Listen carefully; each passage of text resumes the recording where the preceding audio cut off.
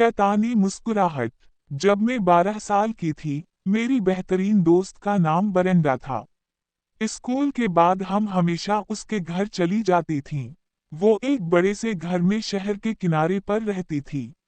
एक दिन बरेंडा स्कूल नहीं आई। अगले कई दिनों तक वो गायब रही और मुझे फिक्र होने लगी कि शायद वो बीमार है। जब एक पूरा हफ्ता गुजर गया और वो स्कूल नहीं आई, तो मैंने फैसला किया कि मैं इसके घर जाकर देखूंगी। मैं साइकिल पर पूरे शहर से उसके घर पहुंची, तब शाम हो रही थी। जैसे ही मैंने दरवाजे की घंटी बजाई, फौरन दरवाजा खुलने पर मैं चौंक गई। बरेंडा की मां दरवाजे पर खड़ी थी, लेकिन उसमें कुछ अजीब था। इसकी आंखें आम दिनों से ज्यादा गहरी लग रही थीं, और उसके बाल कंधों पर बिखरे हुए थे। वो एक बाथरूम पहने हुए थी, लेकिन सबसे खौफनाक चीज उसके चेहरे पर फैली हुई वो शैतानी मुस्कुराहट थी। उसने एक लफ्ज भी नहीं कहा, बस खामोशी से मुझे घूरती रही, उस मुस्कुराहट के साथ। बरेंडा घर पर है? मैंने घबरा कर पूछा। इसने मुझे हाथ के इशारे से अंदर आने को कहा, और मैं कुछ बोलती, वो अंधेरे घर में वापस मुड़ गई। मैं अंदर आई, और जैसे ही मेरी आंखें अंधेरे में देखने की आदी हुईं, मैंने इधर उधर देखा लेकिन वो नजर नहीं आ रही थी। फिर मुझे एक अजीब सा हनहनाहट का आवाज सुनाई दी, जो मुझे किचन की तरफ ले गई। मैंने इसे वहां देखा। वो किचन सनक के सामने खड़ी थी, पीठ मेरी तरफ थी। जैसे ही मैं अंदर गई, वो हनहनाहट रुक गई और एक खौफनाक खामोशी छा गई। मैं किचन की मेज पर बैठ गई और इंतजार करने लगी। 5 मिनट गुजर गए, और वो एक पल के लिए भी नहीं हिली। उसकी पीठ मेरी तरफ थी, हाथ नीचे लटक रहे थे, और सर थोड़ा झुका हुआ था। मुझे बहुत अजीब लगा। मैं डरते डरते उठी और आहिस्ता आहिस्ता उसके पास गई ताकि उसका चेहरा देख सकूं। जब मैं उसके सामने पहुंची, मेरी सांसें थम गईं। उसकी आंखें पूरी तरह खली हुई थीं, और चेहरे पर वही शैतानी मुस्कुराहट जमी हुई थी। मैं इतनी खौफजदा हो गई कि एक लम्हा भी वहां रुक नहीं सकी। मैं खामोशी से पीछे हटी, दरवाजे की तरफ दौड़ी, साइकिल पर बैठी और तेजी से अपने घर रवाना हो गई। मैं उस वक्त तक नहीं रुकी जब तक अपने घर ना पहुंच गई। चंद दिन बाद मुझे पता चला कि बरेंडा स्कूल क्यों नहीं आई थी। मेरे वालिदैन ने मुझे बताया कि उसके खानदान में एक अफसोसनाक मौत वाक़ई हुई थी। कौन मर गया? मैंने चौंक कर पूछा। मेरी माँ ने जो कहा, उसे सुनकर मेरे रोंगटे खड़े हो गए और मेरी आंखों से आंसू बहने लगे। बरेंडा की माँ अचानक इंतकाल कर गई थी, और जिस रात मैं उसके घर गई थी, बरेंडा अपनी नाना नानी के साथ जनाजे पर गई हुई थी।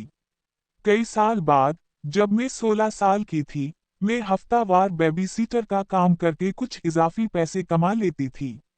एक शाम, मेरी एक दोस्त ने मुझे कॉल की और बताया कि एक फैमिली को बेबी सीटर की फौरी जरूरत है। वो खुद मसरूफ थी, इसलिए उसने पूछा कि क्या मैं जा सकती हूँ। उसने कहा कि वो लोग अच्छे हैं, पैसे भी ठीक देंगे, और उनकी 3 साला बेटी बहुत तमीज़दार है। चूंकि मैं फारिग थी, मैंने हामी भर ली। शाम को मैं इस फैमिली के घर पहुंची। खातून का नाम रोत था, और वो दोस्तों के साथ बाहर जा रही थी। उसने बताया कि उसका शौहर कारोबारी दौरे पर शहर से बाहर है, और मुझे कुछ हंगामी नंबर्स दे दिए। रात पुरसुकून गुजरी। मैंने बच्ची को खाना खिलाया, नहलाया और सूला दिया। तकरीबन आधी रात का वक्त था कि मुझे दरवाजा खुलने की आवाज आई और किसी के कदमों की चाप सुनाई दी। मुझे अजीब लगा क्योंकि मुझे गाड़ी आने की आवाज नहीं आई थी।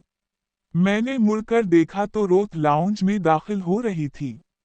उसने एक लफ्ज नहीं कहा। वो मेरे पास से गुजरी, और मैंने महसूस किया कि उसकी आंखों में कुछ अजीब सा बदलाव था। वो कानों तक मुस्कुरा रही थी, और मेरी रीढ़ की हड्डी में सर्द लहर दौड़ गई। मैं वो मुस्कुराहट पहचान गई। मैंने वो पहले देखी थी। रोथ डाइनिंग टेबल पर जाकर बैठ गई। उसकी पीठ मेरी तरफ थी, हाथ नीचे लटक रहे थे, सर एक तरफ झुका हुआ था। वो आहिस्ता आहिस्ता हनहना रही थी।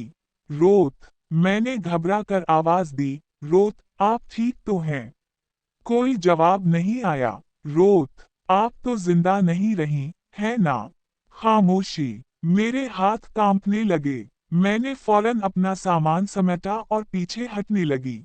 जब मैं हाल में पहुंची, दरवाजा खोला और बाहर झांका तो ड्राइववे पर कोई गाड़ी नहीं थी। अचानक खामोशी में एक जोरदार आवाज गूंजी। फोन बजने लगा। मैं उसे उठाना नहीं चाहती थी। मुझे डर था कि उस पर क्या सुनूंगी। मेरा हाथ फोन के ऊपर रुक गया। फिर मैंने रिसीवर उठाया और कान से लगा लिया। मैं जानती थी कि दूसरी तरफ कौन होगा। पुलिस थी। इन्होंने बताया कि रोत 1 घंटा पहले कार एक्सीडेंट में जाँ बहक हो गई थी। मेरी आंखों से आंसू बहने लगे। मैं तेजी से सीढ़ियां चढ़ी, बच्ची को उसके बिस्तर से उठाया, कंबल में लपेटा और नीचे आई। मुझे लाउंज के दरवाजे के पास से गुजरना पड़ा। मैंने एक झलक देखी। रोत अब भी उसी पोजीशन में बैठी थी। मैं एक लम्हे के लिए भी रुके बगैर अंधेरे में निकल गई, बच्ची को सीने से लगाए।